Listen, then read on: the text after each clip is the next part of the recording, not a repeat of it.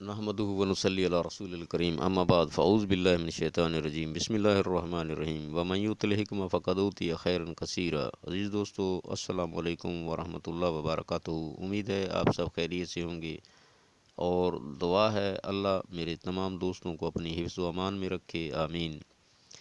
اختلاج قلب، خفقان قلب کے بعد آج میں تسکین قلب یعنی قلب و عضلات کی سستی اور کمزوری کے غذا سے علاج کے ساتھ حاضر ہوا ہوں۔ دوستو، دل کے ان امراض کا علاج ایلوپیتھک طریقہ علاج کے ذریعے لاکھوں روپے خرچ کرنے سے بھی نہیں ہو سکتا۔ وجہ اس کی یہ ہے کہ علامت کو کنٹرول کرنے کی کوشش کی جاتی ہے، علامت کو دبایا جاتا ہے، جس کی وجہ سے اور بہت سی خطرناک علامتیں پیدا ہو جاتی ہیں۔ مثلا شوگر کے مرض کو جب کنٹرول کرتے ہیں تو کاربنکل، سوزش، ہاتھ پاؤں، چہرہ کا ورم، جسمانی دردیں، اعضاء کا سن ہو جانا، پاؤں کا بے حس ہونا اور پاؤں کٹوانے تک نوبت پہنچ جاتی ہے، اور مریض کی موت بھی شوگر کی وجہ سے ہی واقع ہوتی ہے۔ یہ نتیجہ مرض کی بجائے علامت کو دبانے کا ہے۔ اختلاج قلب اور تسکین قلب میں علامت دل کا بڑا ہو جانا ہے، مگر وجوہات الگ الگ ہیں۔ اختلاج قلب میں دل صفرا و حرارت سے پھیل جاتا ہے، دل یعنی بڑا ہو گیا۔ تسکین قلب میں بھی دل بلغمی رطوبات کی کثرت سے پھول کر بڑا ہو گیا ہے، لہذا ہم گرمی یعنی اختلاج قلب کا علاج تری سے کریں گے تو دل نارمل ہوگا۔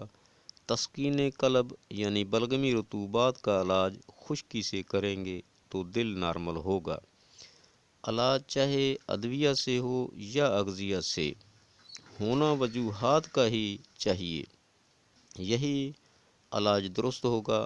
باقی سب بیوقوفی ہو سکتی ہے، جہالت ہو سکتی ہے۔ جس طرح اختلاج قلب اور خفقان قلب کی ظاہری علامتیں الگ الگ ہیں، اسی طرح تسکین قلب کی علامتیں بھی ان سے مختلف ہیں۔ تسکین قلب کے مریض میں بلغمی رطوبات زیادہ ہو کر اس کا دل پھول چکا ہوتا ہے، اس لیے رفتار نبض اتنی سست ہوتی ہے کہ ٹھہر ٹھہر کر چلنے لگتی ہے۔ بعض مریضوں میں رفتار نبض 25 سے 30 تک رہ جاتی ہے، اور بعض دفعہ نبض کی ٹھوکر کا انتظار کرنا پڑتا ہے۔ اس حالت کو ہارٹ بلاک کہتے ہیں۔ دل ڈوبتا ہے، کبھی مریض گر پڑتا ہے، بے ہوش بھی ہو سکتا ہے، بد ہضمی، بھس ڈکار آتے ہیں، چہرے کا رنگ پھیکا ہو جاتا ہے۔ رفتار نبض کی سستی کے ساتھ ساتھ پھیپھڑوں کی حرکات اور تنفس کا نظام بھی سست ہو جاتا ہے۔ ذرا سا چلنے سے سانس پھول جاتا ہے۔ مریض کے پیشاب کا رنگ بالکل سفید نیلگوں مقدار میں زیادہ ہوتا ہے۔ مذکورہ علامتوں میں مریض کی علامتیں کم یا زیادہ مرض کی خفت اور شدت کی وجہ سے ہو سکتی ہیں۔ چونکہ تمام علامتیں رطوبات کی کثرت کا اظہار کر رہی ہیں، لہذا جس طرح قانون فطرت ہے کہ تری سردی کو خشکی سردی سے ختم کیا جاتا ہے، اسی قانون کی پیروی میں ہم مریض کو خشک سرد سے خشک گرم اغذیہ استعمال کرا کے چند دنوں میں علاج کر سکتے ہیں۔ اس مقصد کے لیے ہم مریض کو ناشتہ میں جوار، باجرہ، مکئی، گندم، چنے، جو برابر وزن لے کر آٹا پسوا کر اس آٹے کی روٹی یا پراٹھا یا مرچ مسالہ وغیرہ ملا کر پکوڑے کی طرح پکا کر کھلائیں گے، یا انڈا بیسن کی ٹکی توے پر تیار کر کے کھلائیں گے، یا بھنے چنے، کشمش کھلا کر لونگ، دار چینی کا قہوہ پلا دیں گے۔ کھٹی لسی، دہی کی لسی بھی مریض پی سکتا ہے۔ دوپہر تمام بادی سبزیاں، آلو، گوبھی، مٹر، بینگن، ٹماٹر، کریلے، پیاز، لوبیا، بڑا گوشت، مچھلی، چٹنی، اچار، مذکورہ اغذیہ میں سے مریض جو جی چاہے تیز مرچ مسالہ سے بھون کر بغیر شوربے سالن تیار کر کے کھا سکتا ہے۔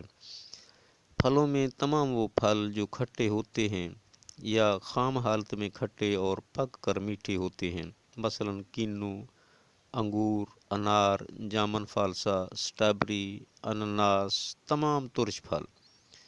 مشروبات میں سکنجمی لیمو، قہوہ، لونگ، دار چینی، شربت فولاد، شربت دینار، شربت جامن فالسا، دہی کی لسی، ریڑکے والی کھٹی لسی، تمام کیلشیم والے جوس۔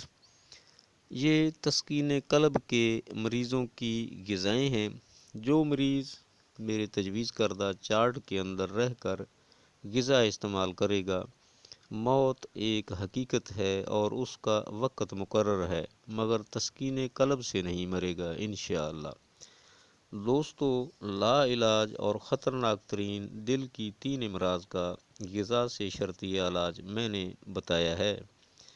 اگر میرا طریقہ علاج آپ کو پسند آئے تو میرے چینل کو سبسکرائب کریں تاکہ آئندہ آنے والی ویڈیو آپ تک پہنچ جائے۔ اپنے دوستوں میں شیئر کریں، ہو سکتا ہے آپ کا ایک شیئر کسی کی تندرستی کا باعث بن جائے۔ میری اس کاوش پر میرے اپنے قیمتی کمنٹ سے نوازیں۔ اللہ حافظ۔ السلام علیکم ورحمۃ اللہ وبرکاتہ۔